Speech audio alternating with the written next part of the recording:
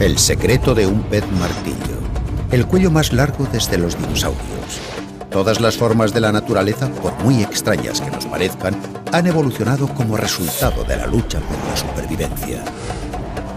Su cabeza es muy rara. Aunque la forma más extraña de todas es la de los corredores bípedos que conquistaron el globo. Los humanos tenemos una forma peculiar. Ningún otro animal tiene una forma que se le asemeje. ¿Por qué tenemos la forma que tenemos? Seguidamente, en evolución. La historia definitiva de la supervivencia.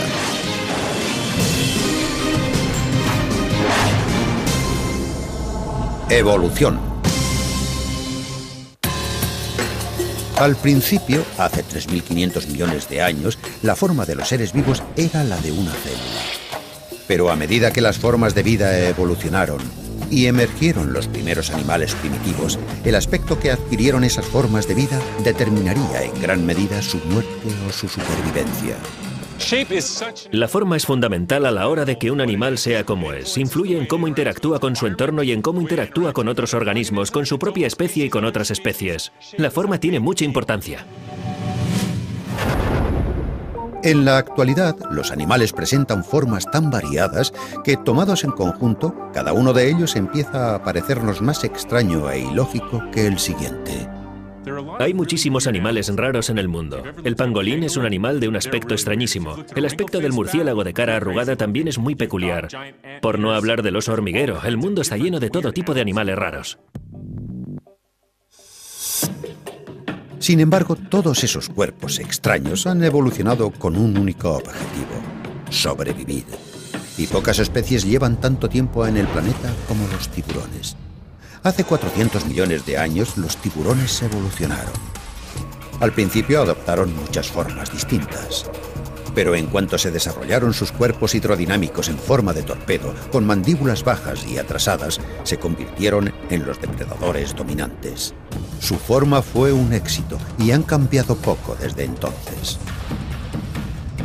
Y entonces, ¿por qué hace 20 millones de años surgió una nueva clase de tiburón que ha sobrevivido hasta hoy?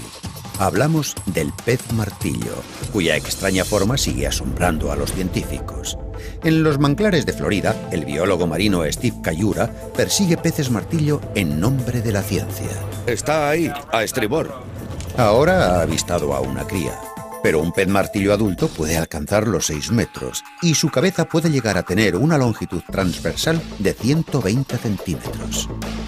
Esto es una cornuda tiburo. Es una de las especies de pez martillo con el martillo más pequeño. Cayura somete a los peces martillo a pruebas en su laboratorio. Busca pistas que expliquen cómo pudieron evolucionar y sobrevivir estos animales que tienen una forma tan extraña y cuyo número solo representa el 3% de todos los tiburones. Los primeros peces martillo aparecieron hace 20 o 25 millones de años. Lo que significa que solo han compartido alrededor del 5% de la historia evolutiva del tiburón. Al principio, los biólogos no lograban explicarse el porqué de tan extraña cabeza. Hay muchas teorías. El pez martillo podría utilizar su cráneo para inmovilizar a las mantas el tiempo suficiente para devorarlas a mordiscos.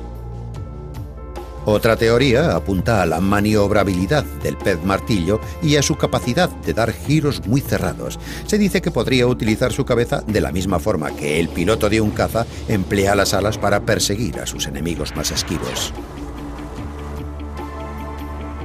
Cayura tiene una idea diferente. Todos los animales, incluidos los humanos, liberan una débil carga eléctrica cuando late su corazón o mueven un músculo. Todos los tiburones pueden percibir esta electricidad que les rodea a través de cientos de diminutos poros oscuros repartidos por su cabeza. Los tiburones confían en estos receptores eléctricos para encontrar a los animales que descansan en el lecho marino, incluso cuando están camuflados o completamente inmóviles. Cayura piensa que la extraña forma del pez martillo podría proporcionarle ventaja a la hora de cazar. Así dispondría de un radar de mayor amplitud que explicaría la peculiar forma de su cabeza. Nadie había puesto a prueba esta teoría hasta ahora. Aquí tenemos un gran tanque de agua con una pareja de cornudas tiburo y un tiburón limón. Lo que voy a hacer es colocar esta placa en el fondo del tanque. También he colocado dos blancos o dianas con electrodos debajo de la placa. Los blancos están conectados a una caja situada en el exterior que emitirá impulsos eléctricos. La idea es activar uno de esos dos electrodos para que los tiburones se acerquen y los muerdan como si fueran una presa natural. La ayudante de Kayura le añade un aroma irresistible al tanque de agua. Aroma de pez.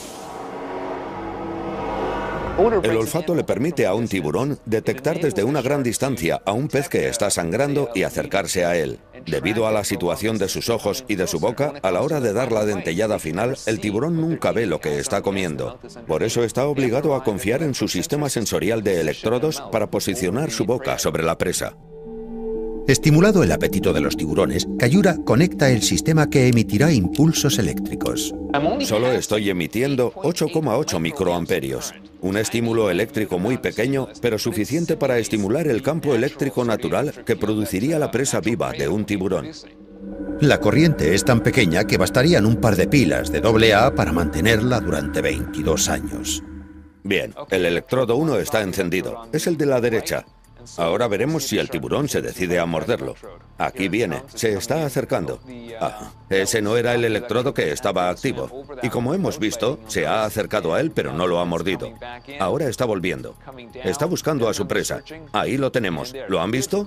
Le ha dado un mordisco al electrodo. Se ha visto claramente cómo lo ha mordido. La potencia de la carga eléctrica es solo un poco mayor que la carga emitida por un pensamiento humano, pero suficiente para despertar la voracidad del pez martillo.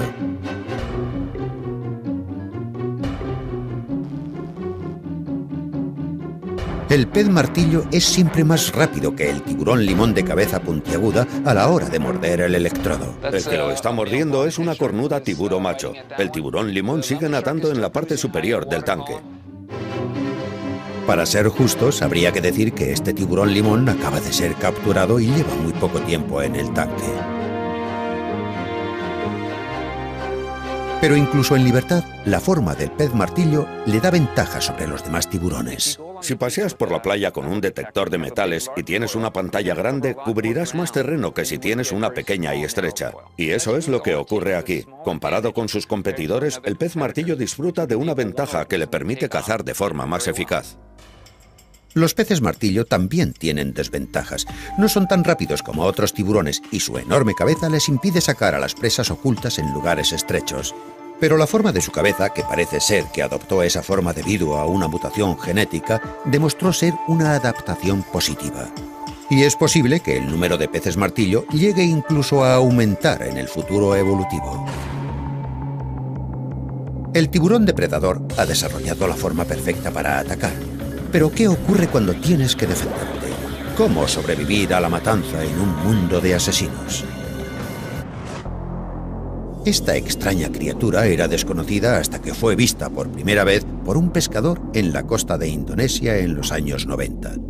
Parecía un pulpo, pero podía cambiar de forma en un instante y adoptar la forma de cualquier otro animal de su entorno. Al principio, nadie sabía de qué animal se trataba. La primera vez que lo vi me quedé de una pieza. Es imposible imaginarse un animal más espectacular. Nunca había visto nada semejante. El biólogo Mark Norman fue el primer científico en estudiar esta criatura aparentemente sin forma y la bautizó como el pulpo mimético. El pulpo mimético consigue parecerse a un animal vivo que se mueve. Así que coloca todos sus brazos detrás del cuerpo y nada como si fuera un Cebrias fasciatus venenoso. En otros casos, si se siente atacado, mete 6 brazos en un agujero y eleva los otros 2 para aparentar ser una serpiente de mar venenosa que tiene el cuerpo cubierto de rayas. Y si eso no basta, nadará como un pez león venenoso, porque sus brazos cubiertos de rayas parecen las espinas rayadas de este pez letal. Hasta ahora se ha visto al pulpo mimético recrear la forma de 15 especies distintas y Norman no siempre está seguro de a qué animal está imitando. ha observado a este imitador superdotado nadar en el lecho marino adoptando el aspecto de algo parecido a un pavo peludo con piernas humanas. Cuando ves actuar a un pulpo mimético, resulta difícil interpretar lo que está pasando. Es como interpretar un dibujo en la consulta de un psiquiatra, no sabes lo que es. Así que te reúnes con los buzos que te han acompañado y te pasas la noche discutiendo, intentando descubrir a qué animal imitaba. ¿De dónde ha salido el mejor actor de la naturaleza? Las respuestas empezaron hace 500 millones de años, con los primeros monstruos del mar. Hace 540 millones de años, durante el período cámbrico, la vida explotó en una enciclopedia de formas distintas. De pronto aparecieron toda una serie de formas corporales que jamás se habían visto antes y al mismo tiempo aparecieron partes del cuerpo que jamás habían existido, como las conchas. Lo que impulsó la evolución de las conchas fue el desarrollo de nuevos y mortíferos depredadores. Para que determinadas especies pudieran sobrevivir a sus ataques, tuvieron que desarrollar todo tipo de defensas. El nautilo, con su concha anillada, es un ejemplo de aquellas primeras criaturas, lo suficientemente duro como para desanimar a los pequeños depredadores y con la rapidez necesaria para huir de los cazadores de mayor tamaño capaces de tragárselo entero. La forma del nautilo es muy hidrodinámica. Al expulsar agua puede impulsarse hacia atrás a una velocidad de 25 kilómetros a la hora en ráfagas cortas. Pero había otros moluscos que no eran tan rápidos. Y en los 150 millones de años siguientes, muchos de ellos murieron o desarrollaron una nueva forma para sobrevivir. Estas son sepias. Aparecieron al mismo tiempo que los tiburones hace 400 millones de años. Eran como el nautilo, nacieron desnudas, sin una concha externa. Pero su dura concha interna llamada gibión les ayudaba a propulsarse en el agua. Al tener la concha en el interior del cuerpo y no en el exterior, pudieron esconderse en grietas más angostas. Su cuerpo era muy gelatinoso, lo que les permitía introducirse en agujeros y grietas formados en las rocas, y cazar de forma activa en zonas en las que ningún otro animal había podido cazar antes. Esta ventaja tenía la contrapartida de su indefensión. Al carecer de concha exterior, la sepia desarrolló una asombrosa capacidad para ocultarse de la vista de sus depredadores. La sepia está programada genéticamente para camuflarse en cualquier entorno en el que se encuentre. El biólogo Roger Hanlon ha estado intentando desentrañar los misterios de la sepia y de sus primos los pulpos desde que en el año 1968 descubrió por primera vez cómo cambiaba de color. Es inevitable. Cada vez que creo que he visto algo asombroso, hacen alguna otra cosa que me deja literalmente sin aliento.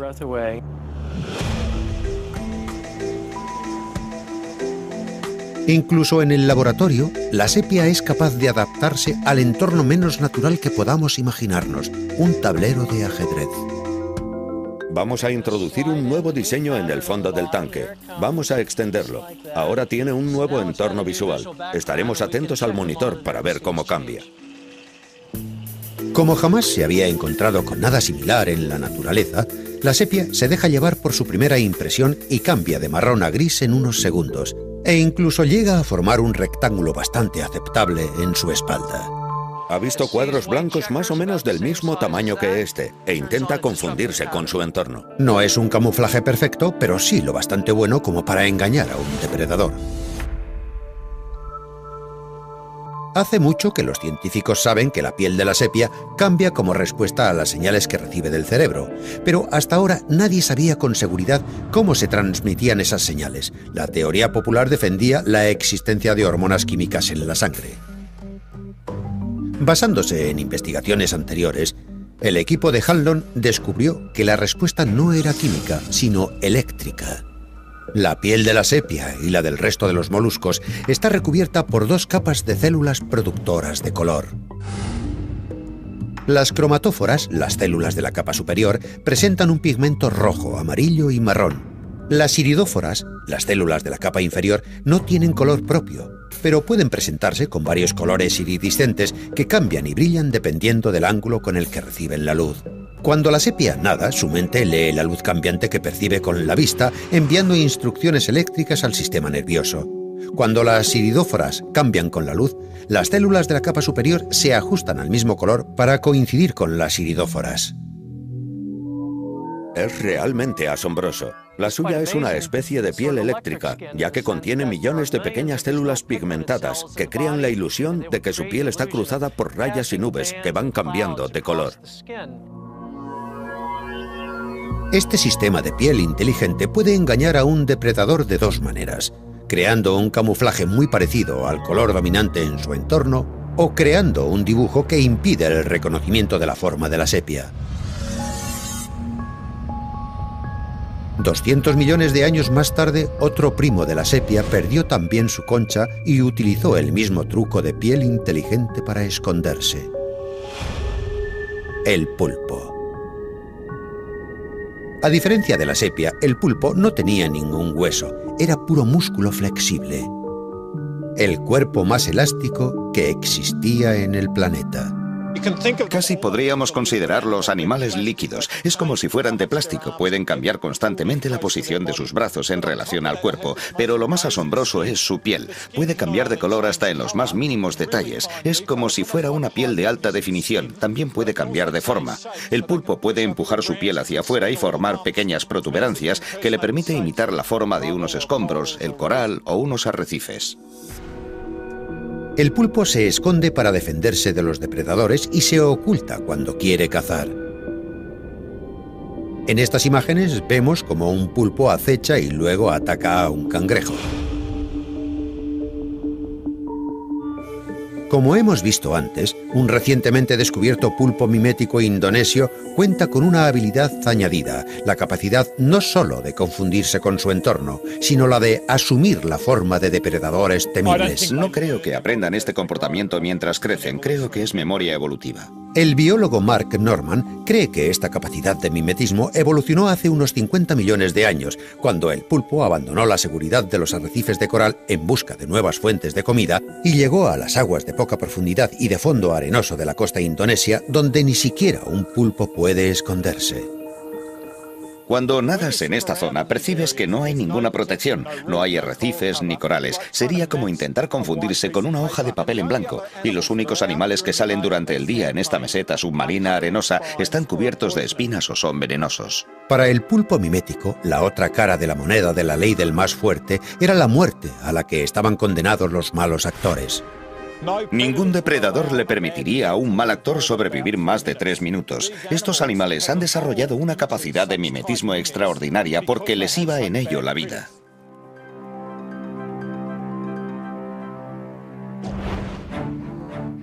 Mientras la vida en la Tierra empezó en el mar, había una nueva frontera esperando a ser conquistada. Las primeras criaturas con forma de pez pasaron a tierra firme hace unos 400 millones de años. Era necesario que su forma evolucionara si querían tener alguna posibilidad de supervivencia. ¿Qué ocurre si depositamos un pez sobre la tierra? Se queda tumbado de costado. El zoólogo de Harvard, Faris Jenkins, lleva décadas buscando fósiles de los primeros animales que vivieron en tierra firme. A diferencia de los peces, todos tenían extremidades. Si unos evolucionaron de los otros, ¿dónde está el eslabón perdido?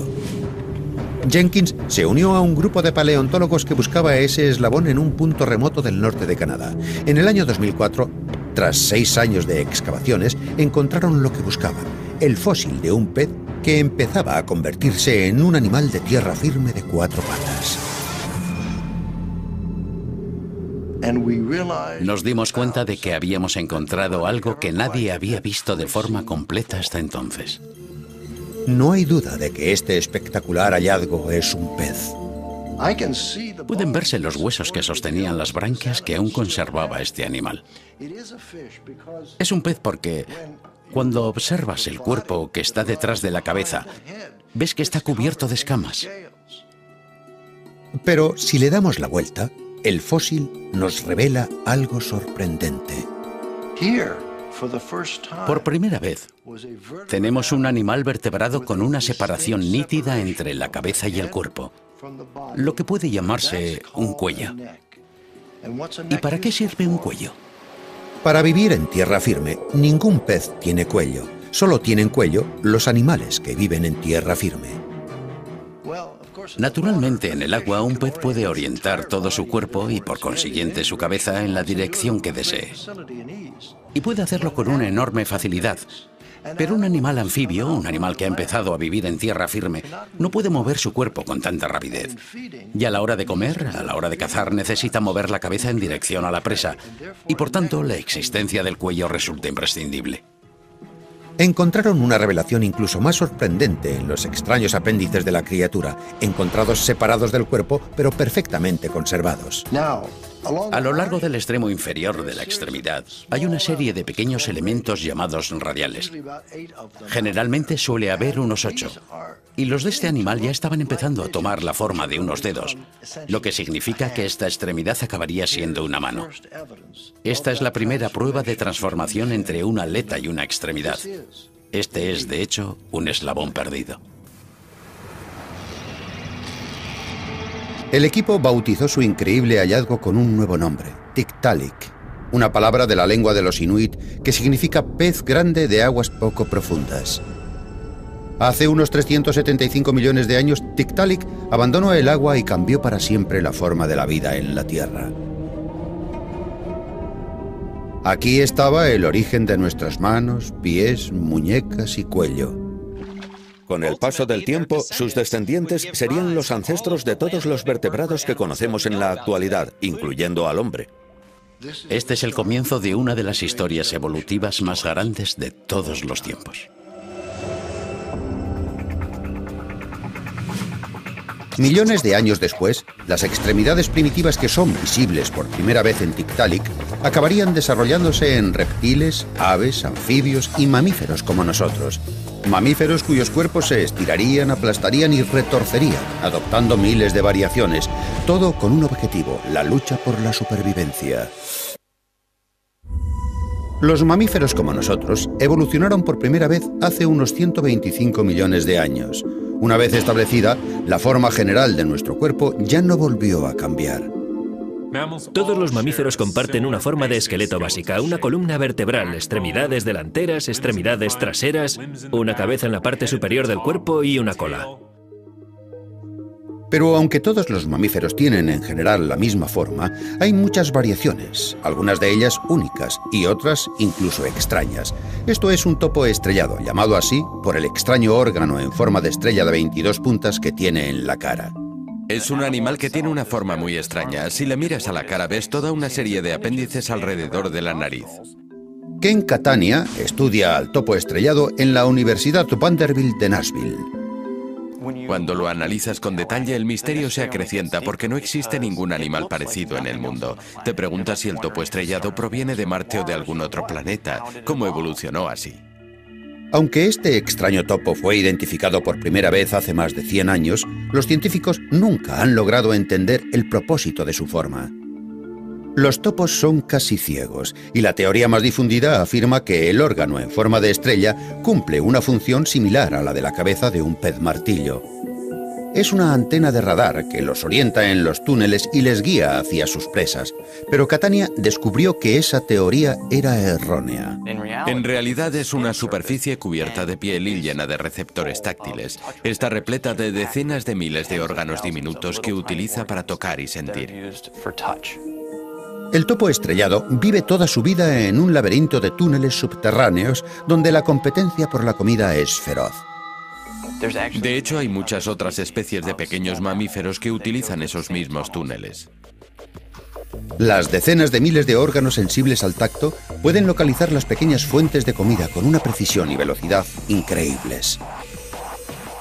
De hecho, figuran en el libro Guinness de los récords por la rapidez con la que pueden detectar algo y comérselo. Una vez que tocan algo, tardan 2 décimas de segundo en metérselo en la boca, tragárselo y seguir buscando. Para conseguir la nutrición necesaria para sobrevivir, el topo estrellado necesita estar comiendo casi constantemente, y su órgano sensorial en forma de estrella se lo permite. Pero, ¿cuál fue su origen? La piel no se conserva en los registros fósiles, así que Catania se basa en el análisis del embrión de un topo estrellado porque el desarrollo del embrión es, en parte, una repetición del pasado evolutivo. Lo que observamos en el desarrollo embrionario es que estos apéndices van tomando forma en un lado de la cara y luego, poco después de nacer, se proyectan hacia adelante. La mayoría de animales desarrollan sus apéndices, los brazos por ejemplo, de forma diferente. Los apéndices existen en una gran variedad de animales. Generalmente todos se forman a partir de un crecimiento de la pared corporal que se va extendiendo por toda la superficie de la piel.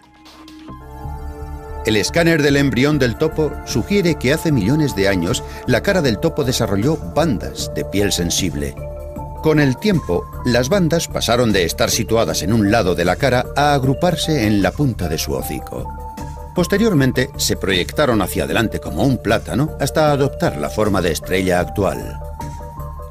Esta es una secuencia de desarrollo completamente extraña. Podría alegarse que la ingeniería biológica utilizada ha sido poco eficaz, pero son estas situaciones las que te proporcionan algunas de las pruebas más sólidas a favor de la teoría de la evolución. Si empiezas de la nada y creas algo, lo creas de la forma más perfecta posible. Pero si es necesario cambiar las cosas gradualmente a partir de una serie de piezas ya existentes, generalmente el resultado suele ser algo que funciona, pero que podría haberse hecho mucho mejor.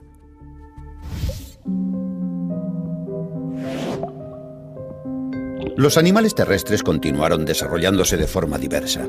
Finalmente, varias especies se evolucionaron en una dirección que les hizo volver al agua. Parece ser que la naturaleza incorporó cambios en su forma corporal que no resultaron satisfactorios. Algunas partes del cuerpo, diseñadas para la vida terrestre, cambiaron de forma a lo largo de millones de años para que sus dueños volvieran a vivir al agua. Uno de los primeros mamíferos que volvió al mar fue el ancestro del actual ornitorrinco. El ornitorrinco tiene un gran pico parecido al de las aves, pero no es un ave. Tiene una extraña espuela que le sale del tobillo y que utiliza para inyectar veneno. Tiene unos huesos muy extraños que le salen de la pelvis. Tiene una piel peluda muy densa. Es un animal de aspecto muy extraño. Cuando descubrieron al ornitorrinco pensaron que era un fraude. Cuando enviaron un ejemplar al Museo de Londres pensaron que lo habían creado con partes de distintos animales. El ornitorrinco cambió de forma por completo para poder sobrevivir a los retos que le presentaba su entorno. Si observamos el pico del ornitorrinco, descubrimos que lo utiliza para encontrar comida en el lecho fangoso de los ríos. Utilizan sus patas palmeadas para nadar. Si nos fijamos en su piel cubierta de denso pelo, vemos que le sirve como aislante cuando nada. Todas las partes del cuerpo de un animal cumplen una función, si no la selección natural las habría eliminado.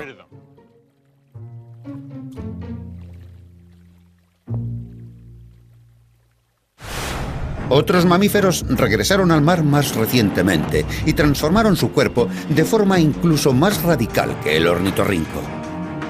Este mamífero, que parece un cruce entre un perro, una rata y un ciervo, volvió al mar hace unos 40 millones de años y transformó su cuerpo por completo. ¿Sabía el capitán Ahava que a quien perseguía era a Moby Khan?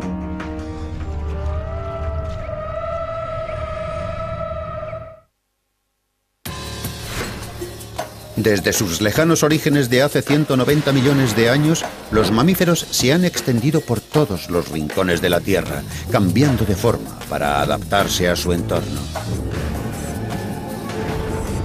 Pero es posible que ninguna de las más de 5.000 especies de mamíferos que existen en la actualidad haya experimentado una transformación más extrema que el Pachycetus.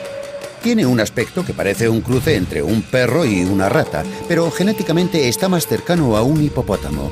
Este mamífero terrestre empezó su nuevo viaje hace unos 50 millones de años, cuando volvió al mar. Tenían extremidades delanteras y traseras y caminaban sobre la tierra. Y cuando se pasaron al entorno acuático y empezaron a pasar más y más tiempo en el agua, perdieron gradualmente la necesidad de contar con esas extremidades.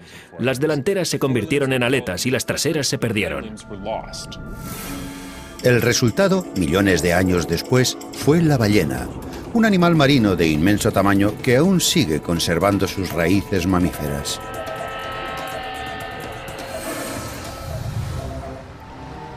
Las ballenas de la actualidad siguen siendo mamíferos de sangre caliente, respiran aire a través de sus pulmones, amamantan a sus crías con leche de sus gigantescas glándulas mamarias e incluso les crece el pelo. 50 millones de años más tarde, el esqueleto de esta ballena azul de 26 metros revela claramente los vestigios de las patas del Pachycetus.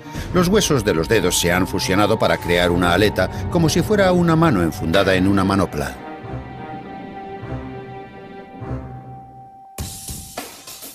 Mientras las ballenas encontraron un hogar mejor en el mar, la mayoría de los mamíferos siguió en tierra y sus cuerpos continuaron evolucionando para adaptarse al medio. Una compleja combinación de factores moldeó sus cuerpos. Como el de las jirafas, con su para nosotros ya familiar pero todavía misterioso largo cuello. Darwin señaló que la jirafa tiene el cuello largo porque se alimenta de las hojas de las copas de los árboles.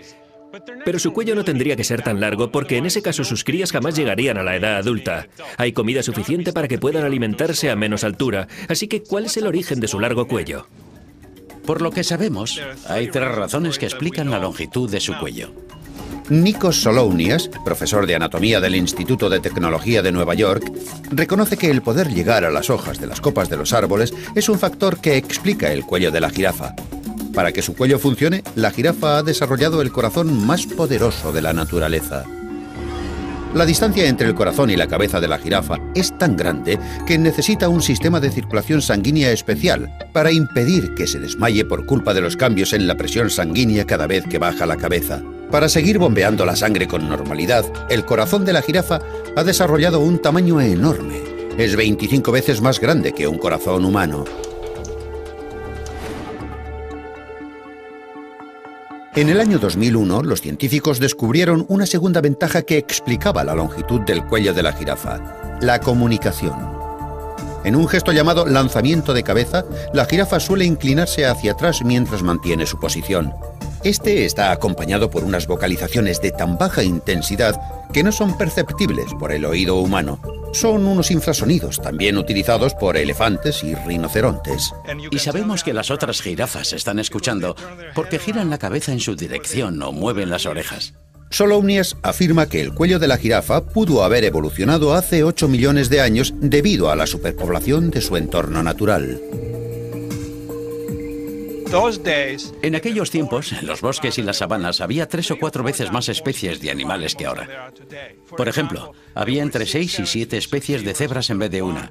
Había 7 u 8 especies de rinocerontes en vez de una. Y también había muchísimos antílopes. Así que fueron unos tiempos muy ruidosos. Por encima del estruendo, las jirafas se aprovecharon de la evolución de sus torres telefónicas personales para conseguir una señal libre de interferencias. Y aún hay un tercer factor. Las jirafas utilizan sus cabezas para pelear.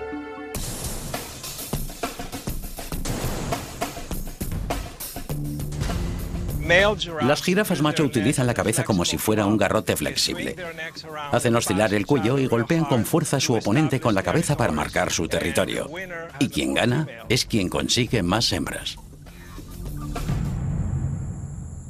Como las jirafas con cuellos más largos y poderosos tenían más posibilidades de conseguir hembras y aparearse, con el transcurso del tiempo la jirafa desarrolló un cuello cada vez más largo.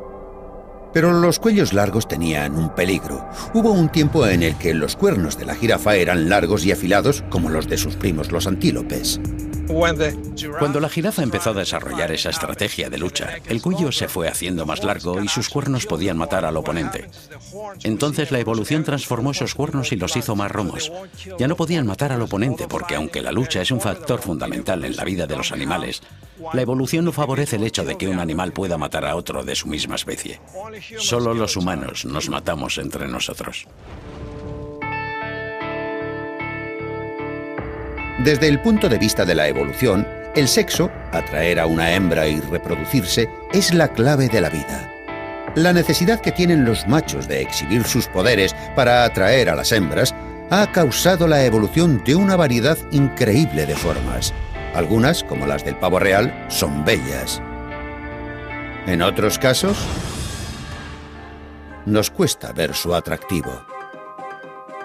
Esta es la mosca pedunculada. Aunque esto puedan parecer unas antenas, es en realidad la cabeza del insecto.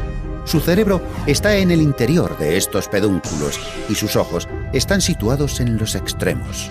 Jamás habríamos pensado que pudiera existir algo así en el mundo si no lo hubiéramos visto, porque tienen una cabeza muy extraña. El biólogo Gerald Wilkinson considera a los insectos como un libro abierto para estudiar la evolución. Los insectos son grandes sistemas para explorar las formas y la evolución, porque han desarrollado una increíble variedad de formas con estructuras que les salen de la cabeza o con extraños cuernos que les salen del cuerpo. En su laboratorio de la Universidad de Maryland, Wilkinson cría miles de moscas pedunculadas. El tamaño de los machos varía, y Wilkinson ha descubierto que, en su caso, el tamaño sí importa. Generación tras generación, las hembras prefieren aparearse con los machos que tienen unos pedúnculos más largos. Un comportamiento sorprendente, porque los pedúnculos largos parecen limitar la capacidad de supervivencia de la especie.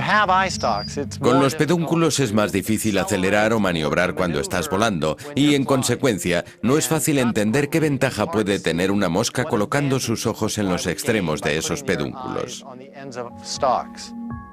Wilkinson examina el embrión o larva de una mosca macho intentando aislar los genes en el momento en el que se forman los ojos, la cabeza y el cerebro. Para encontrar los genes que afectan a la cabeza, tenemos que encontrar el tejido que posteriormente se convertirá en la cabeza. Y ese tejido se empieza a formar en la fase larvaria. Aislando los pedúnculos cuando se forman en el embrión, Wilkinson descubrió la diferencia entre ellos. Las moscas con pedúnculos cortos carecen de cromosoma vital para producir machos. No pueden tener hijos, solo hijas. La mosca de pedúnculos cortos es la exterminadora de la especie. Si no hubiera algún proceso que impidiera su reproducción, la mosca de pedúnculos cortos podría conseguir la desaparición de la especie, porque se quedaría sin machos y solo habría hembras. Puede que el pedúnculo largo nos parezca extraño, pero para una mosca hembra es un indicador claro de que se trata de la mejor opción para el apareamiento. Lejos de estar en peligro, la mosca de ojos pedunculados es un éxito evolutivo. Por eso, durante los últimos 50 millones de años, esta mosca ha aparecido en los registros fósiles con el mismo aspecto que tiene hoy. Su extraño aspecto es la clave de su éxito. A lo largo de millones y millones de años, las formas de los animales se crean y desaparecen. Las que tienen más éxito perduran, por muy extrañas que nos parezcan. Cuellos raros, orejas increíbles y una piel casi libre de pelo. Bienvenidos al extraño mundo de los humanos. No somos más raros ni singulares que un topo estrellado. La vida lleva 3.000 millones y medio de años desarrollándose con éxito en el planeta Tierra. La forma de cada organismo es el resultado de múltiples factores. También el cuerpo humano ha sido moldeado por la necesidad evolutiva de crear una forma única. El pez martillo, el cuello de las jirafas, todas esas cosas nos asombran y nos parecen peculiares, pero no son más peculiares de lo que lo somos nosotros. Los humanos tenemos una forma muy peculiar dentro del mundo animal, una forma única. Ningún otro animal tiene un aspecto ni siquiera similar al nuestro. El trabajo del anatomista Bruce Latimer se centra en la evolución del cuerpo humano. Latimer cree que nuestra forma actual es el resultado de un cambio de comportamiento experimentado por nuestros ancestros, caminar erguidos. Yo diría que llevamos caminando erguidos al menos entre 4,5 y 5 millones de años. El ser humano es un animal bípedo que al caminar se apoya en un pie cada vez. Por lo que sabemos, esa es una forma de moverse muy diferente a la del resto de los animales. Ningún mamífero, excepto nosotros y nuestros ancestros inmediatos, ha intentado experimentar con este tipo de locomoción. Latimer cree que los protohumanos empezaron a caminar erguidos para tener las manos libres y poder llevar comida, lo que les facilitaría la alimentación de sus hijos. Latimer opina que las manos libres posibilitaron el desarrollo de las herramientas, lo cual condujo a la comida cocinada, y llevó consigo una mejora de la nutrición y por consiguiente un aumento del tamaño del cerebro. Eso nos permitió extendernos por el mundo. Y todo a raíz de un simple cambio de postura al caminar, un cambio que modificó nuestro cuerpo, empezando por la columna vertebral. Esto es un gorila hembra. Como vemos, su columna está básicamente recta. Para acomodarse a la biomecánica de la nueva forma de locomoción, la columna se transformó en el transcurso de millones de años en un hueso alargado con 4 juegos de curvas. Ningún otro mamífero tiene una lordosis lumbar en la espalda baja. El motivo por el que la desarrollamos nosotros es porque no podíamos bloquear el canal del parto. Para mantenerlo abierto teníamos que tener el sacro inclinado, como lo tenemos ahora. Debido a eso, nuestra cabeza estaba situada en la parte delantera del cuerpo y como así es muy difícil caminar, teníamos que crear una curva. Es la curva que forma el hueco que presenta nuestra espalda baja. Una vez conseguido eso y para que nuestro torso estuviera situado encima de nuestra cadera de una forma equilibrada, tendríamos que inclinarnos mucho hacia atrás. Por eso pusimos otra curva en la dirección opuesta. Eso obligaba a la cabeza a sobresalir demasiado por la parte delantera y para equilibrar esa postura pusimos otra curva aquí en el cuello. Una columna más larga y curvada. Unas rodillas más juntas y menos anchas que la cadera. Un pecho fuerte. Todo eso fue el resultado de un esfuerzo muy concreto desarrollado a lo largo de millones de años para poder caminar. Algo que aún hoy no resulta fácil aprender. No aprendemos a andar bien hasta que no tenemos 8 o 9 años de edad. Si nos fijamos veremos cómo los niños pequeños no andan como un adulto. Se necesita bastante tiempo para desarrollar la capacidad neuromuscular necesaria para andar correctamente. Otro ejemplo es que los niños ciegos no se ponen de pie de forma espontánea. Hay que enseñarles a ponerse de pie. Es ciertamente un comportamiento aprendido. Los científicos continúan intentando comprender los rudimentos de lo que a la mayoría de nosotros nos parece muy sencillo. Desde el año 1990, científicos e ingenieros trabajan en un laboratorio de robótica de la Universidad Libre de Bruselas, en Bélgica, intentando recrear un robot de proporciones humanas que pueda caminar libremente. El cuerpo humano es una máquina increíblemente compleja. Tenemos más de 600 músculos y todavía no entendemos completamente cómo caminamos y corremos. Por consiguiente, creamos robots menos complejos para intentar entender cómo andamos. Los resultados... Teníamos muchos problemas y, con frecuencia, el robot no funcionaba. Los pies son bastante pequeños, así que el robot siempre corre el riesgo de caerse. Mientras los intentos del ser humano por caminar erguido han influido en la forma de nuestro cuerpo, algunos otros animales también decidieron caminar sobre 2 patas. Algún dinosaurio, como el tiranosaurio, también evolucionó para poder andar sobre 2 patas, y en la actualidad, unas descendientes de los dinosaurios, las aves no voladoras, también lo hacen. Capaz de alcanzar velocidades de hasta 100 km por hora, el avestruz, un ave bípeda no voladora, es el ave más veloz de la Tierra, capaz de correr más rápido que depredadores como el león, gracias a la potencia de sus largas patas. Los flamencos también se alimentan sobre 2 patas en las aguas pantanosas, consiguiendo así que no se mojen sus plumas. Pero el ser humano tiene otro compañero bípedo entre los mamíferos, el canguro. La forma de los canguros es realmente extraña. Tienen unas patas traseras realmente fuertes, unas extremidades delanteras muy cortas y pequeñas al estilo del tiranosaurio y una gran cola. Cuando se mueven lentamente caminan apoyándose en sus 5 extremidades. Caminan apoyándose al mismo tiempo en sus extremidades traseras, en las delanteras y en la cola. Pero cuando quieren ir rápido recogen sus extremidades delanteras y saltan y rebotan. Y utilizan su cola para mantener el equilibrio mientras recorren saltando las llanuras de Australia. Las llanuras del interior de Australia son enormes y es posible que los canguros hayan desarrollado sus grandes patas para recorrerlas. El canguro evolucionó hace 50 millones de años a partir de marsupiales como la zarigüeya. Los primeros animales similares al canguro se desarrollaron hace 30 millones de años. 5 millones de años después, el canguro ya estaba muy evolucionado. El movimiento a base de saltos depende de unos tendones elásticos situados en las extremidades traseras. Por eso el canguro gasta muy poca energía cuando se mueve, algo esencial para la supervivencia en grandes extensiones de terreno. Los canguros se dicen, salgamos a buscar comida. Entonces empiezan a andar y recorren 100 kilómetros hasta que llegan a un nuevo lugar donde encuentran comida. La forma del cuerpo ha evolucionado hasta moldearse perfectamente a su entorno. De lo contrario, no habría sobrevivido. Y aunque andar a saltos puede ser la forma más eficaz que tiene un mamífero para caminar, no es probable que otras especies sigan el ejemplo del canguro. No es cuestión de que los caballos vean cómo andan los canguros, decidan orientar su evolución en ese sentido y empiecen a saltar sobre sus cuartos traseros. La selección natural no funciona así. Lo más probable es que fuera la suerte la que hiciera que el canguro se preadaptara a empezar a utilizar esa forma de locomoción. Pero ahora que ya la dominan, son capaces de moverse empleando menos energía que cualquier otra criatura.